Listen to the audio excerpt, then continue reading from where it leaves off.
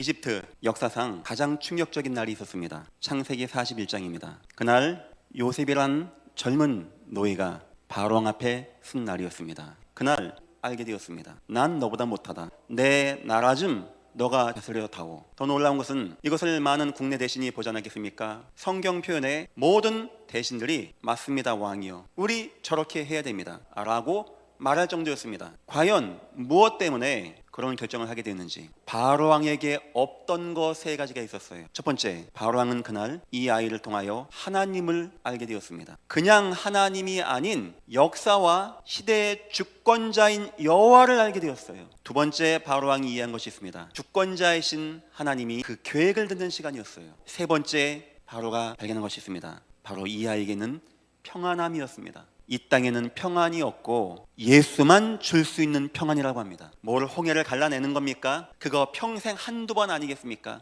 요한복음 14장 1절, 너희는 마음에 근심하지 말라, 하나님을 믿으니 또 나를 믿어라 하면서 14장 25절, 26절, 27절에 이 얘기하시는 겁니다. 보혜사 성령을 너에게 보낼 건데 그 증거가 뭐냐? 괜찮다, 내가 너에게 평안을 주는데 세상이 줄 수 없는 평안함. 오늘 이 증거 누리세요. 다른 증거 구하지 마십시오. 오늘 이후로 여러분들의 마음과 생각을 주님이 평안함으로 지키시는, 그래서 여러분 인생에 역시 예수는 그리스도십니다, 이런 평안함의 증거가 임하시기를 주님의 이름으로 축원드립니다. 서론입니다. 세상에 없는 것 세 가지가 나옵니다. 첫 번째, 영적인 구원이 이 땅에는 없습니다. 사도행전 4장 12절, 천하 어떤 인간에게 없다고 합니다. 나는 부요하여 부족함이 없다라고 하는데 영원한 구원 없는 재앙으로 가는 인생. 두 번째 없는 것이 있습니다. 만족이 없는 인생. 어떤 사람은 장사를 해서 막 대박이 나서 하루에 억 단위를 번다고 하고 만족될까요? 그럴 수 있겠죠. 전도서 1장 3절은 한 시대 왕의 이야기입니다. 아버지 다윗의 은혜 통하여 전쟁 한번 안 겪어보고 지혜가 출중하고 나라 어떤 것도 자기 거인 왕입니다. 그러면 만족할 거 아닙니까? 그 정도면 인생 성공한 거 아닙니까? 헛되고 헛되며 헛되고 헛되니 해 아래 모든 것이 헛되도다. 그리고 세 번째입니다. 마음에 평안이 없어요. 참 평안함이라고 합니다. 이걸 내가 너에게 주노라. 이 땅에는 여러분들이 불화하겠지만 오늘부터 불화하지 마십시오. 저와 여러분은 구원받은 하나님의 성도입니다. 주님이 평안으로 지키시는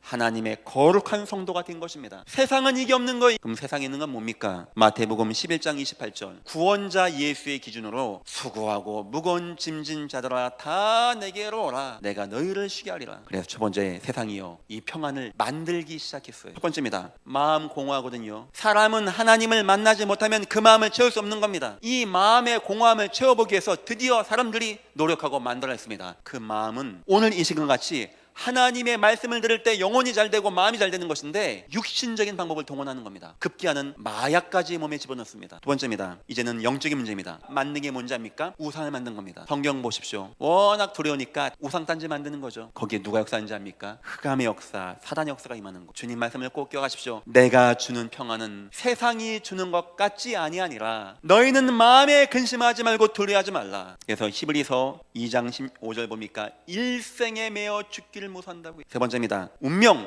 사주, 팔자, 재앙권세, 올무는 절대 인간이 어떤 힘으로도 못 이기는 겁니다. 그래서 하나님이 이겨주시기 위해서 예수를 보내셔서 예수의 피의 능력으로 저와 여러분을 구원하신 것입니다. 두 번째입니다. 평안이 없는 이유가 성경에 나옵니다.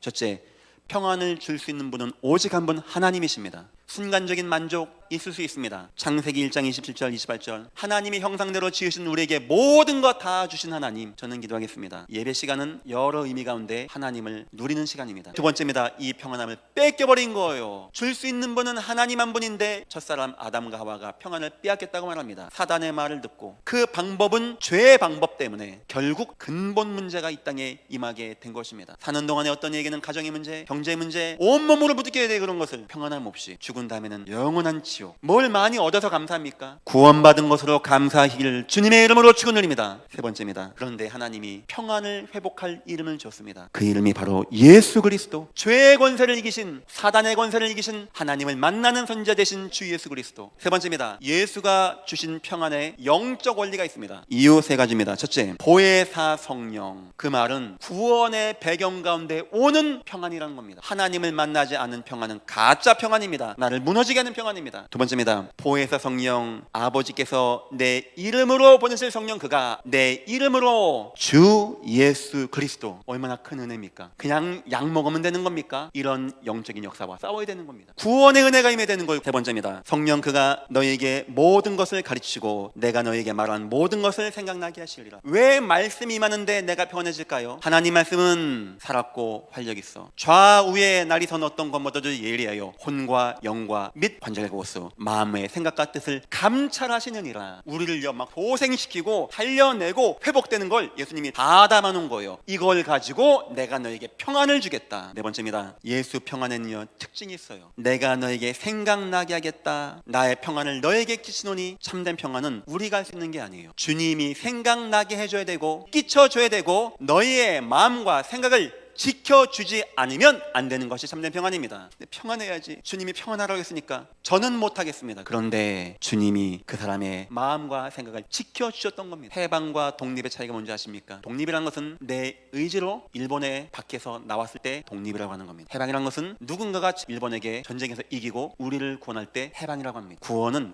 해방입니다. 어떤 능력자도 못 나오는 거예요. 첫 번째, 거부할 수 없는 평안함. 바울이 다 떠나가고 혼자 법정에 서는데 주께서 옆에 계셔서 바울을 붙들어줬다고 바울은 얘기합니다. 불가항력적 평안함. 자녀 위해서 뭐 기도합니까? 주여, 내 자녀 인생에 불가항력적인 평안함 누리게 축복하시고 인도하여 주옵소서. 두 번째입니다. 막을 짝 없는 평안함. 누가 막습니까? 하늘에 있는 겁니까? 높음입니까? 기쁨입니까? 천사입니까? 그 어떤 것도 우리를 주의 사랑에서 끊을 수 없느니라. 세 번째입니다. 어떤 것도 능가하는 이기는 평안함. 바울은 이 생명 조금도 귀한 것을 여기지 않게 죽고 싶단 말이 아닙니다. 죽음조차도 못 막았던 거예요. 지금 저와 여러분에게는 이게 절실합니다. 이거 생각해봐야 돼요. 나에게는 주님이 주시는 이 평안함 있다면 감사하시기를 주님의 이름으로 축원합니다. 결론입니다. 빌립보서 4장 가지고 내겠습니다. 다만 그래도 할 것이 있다면 아무것도 염려하지 마십시오. 다만 기도와 간구를 하십시오. 우리 기도문 안 있습니까? 녹취록 나옵니다. 계속 읽으세요. 계속 기도하세요. 주여, 내 인생에 임마누엘로 성령으로 충만하게 역사옵소서. 세 번째입니다. 감사함으로 아우레라. 주님, 모든 것 주님 영광 받아 주옵소서. 이런 증거는 있어야 되겠죠. 매일 와야 되겠죠. 여러분의 인생 가운데 주님만 주시는 참된 평안함이 늘 임하시기를 주님의 이름으로 축원합니다.